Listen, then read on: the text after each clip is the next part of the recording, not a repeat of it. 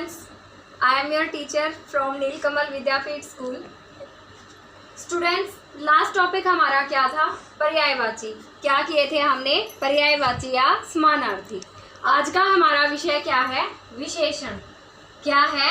विशेषण। सबसे पहले मैंने 4 उदाहरण दिए हैं आप लोगों को, पहले ये पढ़ें। रवि ने हरी कमीज पहनी है। श्वेता का घर सुंदर है। सोहन गरीब आदमी है। अंगूर खट्टे हैं। आपको इन सब में एक विशेषता मिलेगी चारों उदाहरणों में। ये देखो, यहाँ क्या कहा है? रवि ने हरी कमीज पहनी। कैसी कमीज पहनी है? हरी। श्वेता का घर सुंदर है। कैसा है? सुंदर। सोहन गरीब आदमी है। सोहन कैसा आदमी है? गरीब आदमी। अंगूर खट्टे हैं। अंगूर कैसे हैं? खट्टे। तो स्टूडेंट्स, ये जो शब्द हैं जो इनकी विशेषता बता रहे हैं, कमीज की विशेषता बताई रंग ने कि कमीज कैसी है? हरी है। घर की विशेषता सुंदर, कि घर सुंदर है। तो ये सब क्या है? ये जो शब्द हैं इन्होंने इनकी विशेषताएं बताई हैं। तो ये जो विशेषता बताने वाले शब्द हैं ये कहलाते हैं विशेषण। क्या कहलाते हैं? विशेषण। यहाँ एक बार परिभाषा देखते हैं विशेषण की।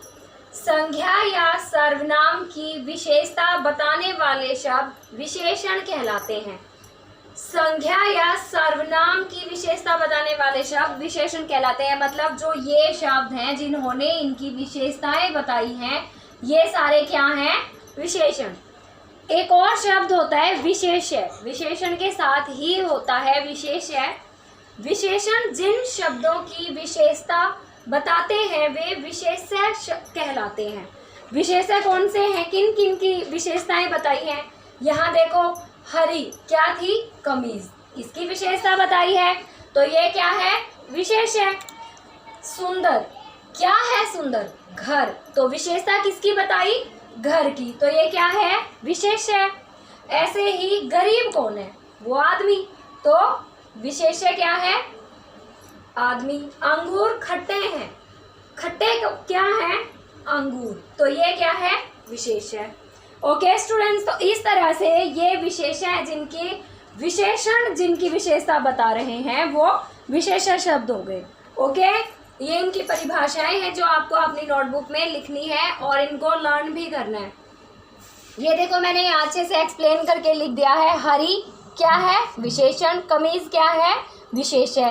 घर क्या हुआ? विशेष है क्योंकि घर की विशेषता बताई है। और सुंदर क्या है? विशेषण। ओके, अब हम आगे विशेषण के भेदों के बारे में बात करते हैं। विशेषण के कितने भेद होते हैं? विशेषण के 4 भेद होते हैं। विशेषण के 4 भेद होते हैं। कितने? 4। कौन कौन से? गुणवाचक विशेषण, संख्यावाचक विशेषण, परिमाणवाचक विशेषण और संकेतवाचक विशेषण। ये 4 भेद होते हैं। अब हम करेंगे इन 4 भेदों की परिभाषा के बारे में पता करेंगे कि ये 4 भेद आखिर हैं क्या। इनको वर्णित करके पढ़ेंगे। तो सबसे पहले है गुणवाचक विशेषण। ये देखो स्टूडेंट, सबसे पहले आता है गुणवाचक विशेषण। सबसे पहले हम गुणवाचक विशेषण को समझने की कोशिश करेंगे। क्या होता है गुणवाचक विशेषण? जो विशेषण अपने विशेष्य के, मैंने आपको विशेषण और विशेष्य समझाए थे क्या होते हैं। जो विशेषण अपने विशेष्य के गुण, दोष, रूप, रंग, आकार, दशा, स्थिति आदि के बारे में बताते हैं उन्हें क्या कहते हैं? गुणवाचक विशेषण। नाम से ही पता चलता है गुण मतलब हर तरह का गुण हो सकता है। उसका आकार, उसकी स्थिति, उसकी दशा, उसका रंग, उसका रूप, इन सब के बारे में जो बताएं वो क्या कहलाते हैं? गुणवाचक विशेषण। जैसे वह बेईमान आदमी है, इसमें विशेषण क्या है? बेईमान। तो ये क्या हुआ? दोष। दोष हुआ ये। सुरेश प्रिशर्मी है, क्या है विशेषण? प्रिशर्मी। तो ये क्या है? गुण है। इसी तरह से मैं ये कह दूं, कर्ण से बड़ा दानी व्यक्ति कोई नहीं था, तो दानी। दानी क्या है? उसका गुण है। इसी तरह से मैं कह दूं जो गेंद है वो गोल है, तो गोल क्या है? आकार। ओके स्टूडेंट्स, तो इस तरह से जो इन गुणों के बारे में, रूप रंग के बारे में बताए, वो क्या कहलाते हैं? गुणवाचक विशेषण। क्या कहलाते हैं? गुणवाचक विशेषण। अब हम करते हैं संख्यावाचक विशेषण के बारे में। देखो स्टूडेंट्स, अब ये है विशेषण का दूसरा भेद, संख्यावाचक विशेषण। कौन सा? संख्यावाचक विशेषण।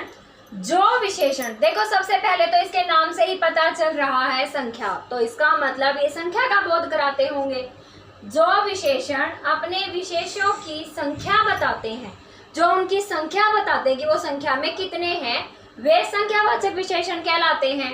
जैसे रूही तीसरी कक्षा में पढ़ती है। कौन सी कक्षा में? तीसरी कक्षा में।